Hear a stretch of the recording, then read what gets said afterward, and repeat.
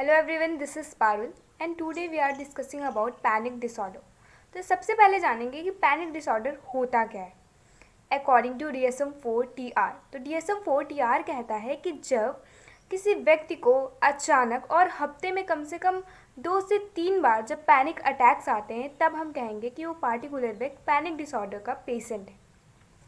अगर किसी व्यक्ति को साल 2 साल या फिर किसी मेजर ट्रेजेडी की वजह से पैनिक अटैक्स आते हैं तब हम नहीं कहेंगे कि वो व्यक्ति पैनिक डिसऑर्डर का पेशेंट है. पैनिक डिसऑर्डर का पेशेंट होने के लिए ये बहुत ज़रूरी है कि उस व्यक्ति को अचानक और हफ्ते में लगभग 2 से 3 बार तो श्योरली पैनिक अटैक्स आने चाहिए. तभी हम कह सकते हैं कि इस व्यक्ति को पैनिक डिसऑर्डर है.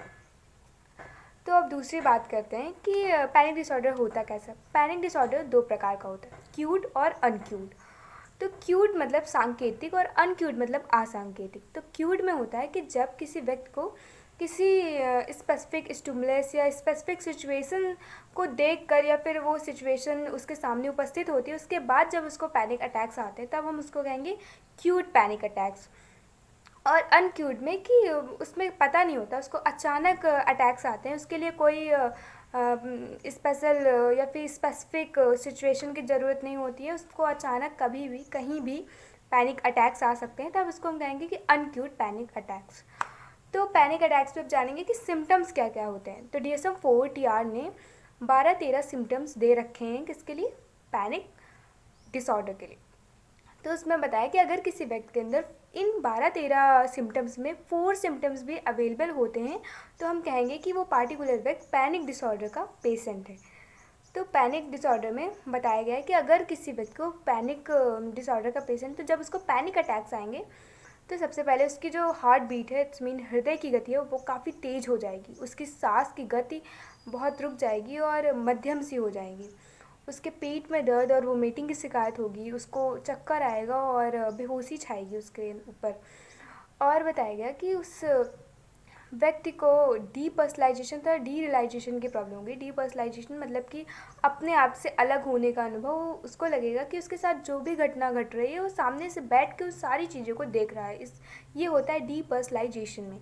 और डीरियलाइजेशन में कि उसको सब कुछ झूठा लगेगा, अवास्तविकता लगेगी. उसके साथ जो कुछ भी हो रहा है, जैसा भी हो रहा है, उसको सब कुछ लगेगा कि अनरियल है. इसके बाद उसको नम्बनेस और टिंगलिंग की प्रॉब्लम होगी. टिंगलिंग मतलब झुंझुनी की प्रॉब्लम. उसको नम्बनेस मतलब कि जब भी उसके अंदर सेंसेशन ख़त्म होगी, बॉडी में सेंसेशन कहीं ना कहीं किसी पार्ट में सेंसेशन नहीं रहेगी कि अगर उस पार्ट में उसको टच किया जाए तो उसको फील नहीं होगा, तो उसको कहेंगे नम्बनेस. और टिंगलिंग मतलब कि झुंझुनी. और देखा गया है कि उस व्यक्ति को बहुत क्रेजीनेस दिखाई देगी, अपने आप पे नियंत्रण नहीं होगा उसका, अपने आप से नियंत्रण से बाहर होगा. और देखा गया कि या तो उस जब पैनिक अटैक्स आएगा तो व्यक्ति को या तो बहुत ज़्यादा ठंड लगेगी, कपकपी छूटेगी, या फिर बहुत ज़्यादा गर्मी लगेगी. इसके साथ देखा गया है कि उसकी मांसपेशियों में कंपन होगा. और इसके साथ साथ उसका दम घुटने की उसको प्रॉब्लम समझ में आएगी. और व्यक्ति को फियर ऑफ डेथ हो जाएगा. जिस व्यक्ति को भी पैनिक अटैक्स आते हैं उसको डर रहेगा कि कहीं वो उसकी डेथ ना हो जाए, उसको मृत्यु से भय लगेगा. तो ये कुछ सिम्टम्स थे जो कि DSM-4 TR बताता है कि अगर किसी व्यक्ति के अंदर पैनिक डिसऑर्डर होता है तो ये सिम्टम्स दिखेंगे. और अगर ये सिम्टम्स में से 4 सिम्टम्स भी किसी के अंदर अवेलेबल होते हैं तो हम कह सकते हैं कि उसको पैनिक डिसऑर्डर है. इसके बाद बात करते हैं कि पैनिक डिसऑर्डर किस में ज़्यादा होता है, महिलाओं में ज़्यादा होता है या फिर पुरुषों में ज़्यादा होता है. देखा गया है कि पुरुषों की अपेक्षा महिलाओं में पैनिक डिसऑर्डर ज़्यादा पाया जाता है.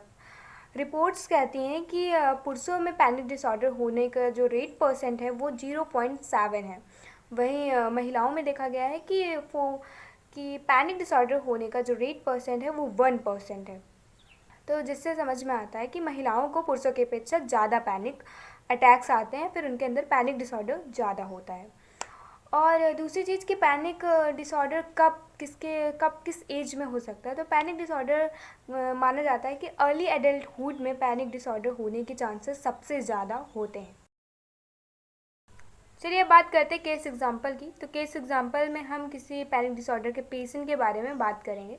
तो ये केस एग्जांपल दिया था स्पिट्जर तथा उनके सहयोगियों ने. तो स्पिट्जर ने बताया कि एक महिला है जिनका नाम वॉटसन है. उनकी उम्र 45 वर्ष की है और उनके 2 बच्चे भी हैं. बचपन से वॉटसन का लालन पालन उनके चाचा ने किया था, तो हमेशा से वॉटसन का अपने चाचा के प्रति काफ़ी लगाव था। कुछ महीने पहले वॉटसन के चाचा की मृत्यु हो जाती है, जो वॉटसन के लिए काफ़ी ट्रॉमेटिक होता है और जिससे उनको काफ़ी शौक लगता है। कुछ दिन बाद जब वो अपने काम से घर लौट रही होती हैं, तो रास्ते में उन्हें पैनिक अटैक्स आता है। अचानक ठंड के महीने में वो एकदम पसीना पसीना हो जाती हैं, उनको चक्कर आने लगता है और उनकी हार्ट बीट काफ़ी तेज़ हो जाती है। उनको डीपर्सनलाइजेशन तथा डीरियलाइजेशन की प्रॉब्लम समझ में आने लगती है। फिर वो अगल बगल के लोगों से मदद मांगती हैं और कैसे तैसे कर कर हॉस्पिटल पहुंचती हैं।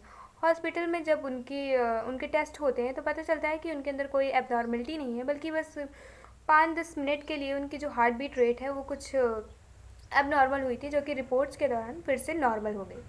फिर कुछ दिन बाद घर में ही उनको दोबारा ही ऐसा पैनिक अटैक पड़ा, जब वो खाना बना रही होती हैं। उसके बाद आने वाले 1-2 हफ्ते में उनको ऐसे कई पैनिक अटैक्स आए, जिसके बाद उन्हें पता चला कि उनको पैनिक डिसऑर्डर है। धीमे धीमे वो अपने सोसाइटी से दूर रहने लगी, किसी भी बाहर कोई भी फंक्शन नहीं अटेंड करती थी, क्योंकि उनको डर रहता था कि अगर कहीं वो बाहर जाएंगी तो अगर उनको अटैक्स आ गया तो वहाँ उनको बचाएगा कौन, जिसके कारण वो काफ़ी सामाजिक दूरी बना ली वॉटसन ने। फिर धीमे धीमे उनका इलाज हुआ और इलाज के चलते वो सही हुई। उनके इलाज में जो सबसे अहम भूमिका निभाई वो एंटी एंग्जाइटी ड्रग्स थी, जैसे इपिप्रेमाइन। ये सब उनके इलाज में काफ़ी कारगर सिद्ध हुई, जिसके बाद वो सही हो गई। तो ये जो केस एग्जांपल बताया, इससे पता चलता है कि वॉटसन को एक ट्रॉमेटिक शॉक लगा, जिसके बाद से उनके अंदर धीमे धीमे पैनिक डिसऑर्डर की कंडीशन उत्पन्न हुई और वो पैनिक डिसऑर्डर के पेशेंट की कैटेगरी में आ गई।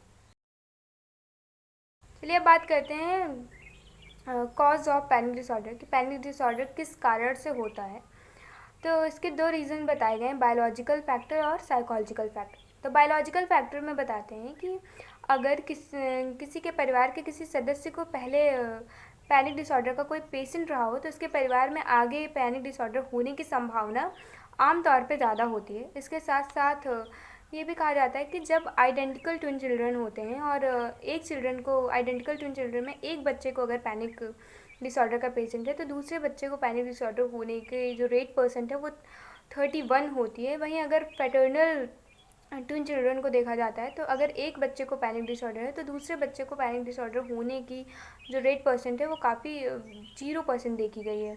तो ये कहा जा सकता है कि जेनेटिक्स रीज़न होते हैं पैनिक डिसऑर्डर के पीछे। इसके साथ साथ उनके सहयोगी ये भी कहते हैं कि जिनके अंदर पैनिक डिसऑर्डर के जो पेशेंट होते हैं, उनके माइंड में जो ब्लड फ्लो होता है और ऑक्सीजन की जो रेट होती है वो नॉर्मल लोगों से डिफरेंट होती है, वो काफ़ी अधिक होती है। और ये भी देखा गया है कि हाइपर वेंटिलेशन और ओवर ब्रीथिंग की वजह से भी पैनिक डिसऑर्डर हो सकता है, क्योंकि हाइपर वेंटिलेशन में किसी व्यक्ति के माइंड में ऑटोनॉमस नर्वस सिस्टम उत्तेजित हो जाता है, जिसके कारण पैनिक अटैक्स आते हैं। तो हाइपर वेंटिलेशन होने के पीछे वजह होती है कि व्यक्ति के श्वसन में जब कार्बन डाइऑक्साइड की मात्रा ज़्यादा बढ़ जाती है, तो हाइपर वेंटिलेशन की प्रॉब्लम स्टार्ट होती है और जिसके बाद ही व्यक्ति को पैनिक अटैक्स आते हैं। तो ये हुए बायोलॉजिकल फैक्टर। तो बात करते हैं साइकोलॉजिकल फैक्टर की। तो साइकोलॉजिकल फैक्टर में बताया गया कि जब भी कोई व्यक्ति किसी भी बीमारी का मिस इंटरप्रिटेशन करता है, तो उसके अंदर वो बीमारी होने की चांसेस रेट बढ़ जाती है। इसमें बताया गया कि जो भी पैनिक डिसऑर्डर के पेशेंट होते हैं, कभी कभी वो गलत व्याख्या कर लेते हैं, किसी भी चीज़ की मिस इंटरप्रिटेशन कर लेते हैं, जिसके कारण उनके अंदर धीमे धीमे पैनिक डिसऑर्डर डेवलप हो जाता है। इसमें बताया गया कि अगर कुछ आम लोग होते हैं जिनको चक्कर आना या फिर बेहोशी आना, हृदय गति तेज हो जाना, वो भले ही किसी अन्य रीज़न से हुआ हो, लेकिन वो मान लेते हैं कि इसके पीछे पैनिक अटैक्स का रीज़न है। तो ये सोचने के कारण उनके अंदर धीमे धीमे पैनिक डिसऑर्डर डेवलप हो जाता है। तो ये कह सकते हैं कि साइकोलॉजिकल फैक्टर में बताया गया कि जब भी कोई व्यक्ति किसी भी चीज़ का मिस इंटरप्रिटेशन कर लेता है, तो वह बीमारी उसके अंदर डेवलप होने की कंडीशन बढ़ जाती है। तो ये बताया गया साइकोलॉजिकल फैक्टर के अंदर। ट्रीटमेंट ऑफ पैनिक डिसऑर्डर की। तो पैनिक डिसऑर्डर के ट्रीटमेंट में सबसे ज़्यादा अहम भूमिका निभाती एंटी एंग्जाइटी ड्रग्स। तो सबसे ज़्यादा ये देखा गया है कि जब एंटी एंग्जाइटी ड्रग्स देते हैं, इसके कई फॉर्म होते हैं। तो इससे उसमें काफ़ी परिवर्तन देखा गया है, काफ़ी आराम मिलता है जो भी पैनिक डिसऑर्डर के पेशेंट होते हैं। और इसके साथ साथ साइकोलॉजिकल थेरेपीज़ दी जाती हैं, जिसमें उसको सिखाया जाता है कि कैसे वो अपनी एंग्जाइटी से ओवरकम करे। उसको थेरेपी दी जाती है कि कैसे वो जो किसी भी चीज़ का जो मिस इंटरप्रिटेशन कर रहा है उसको कैसे पॉजिटिव वे में लिया जाए।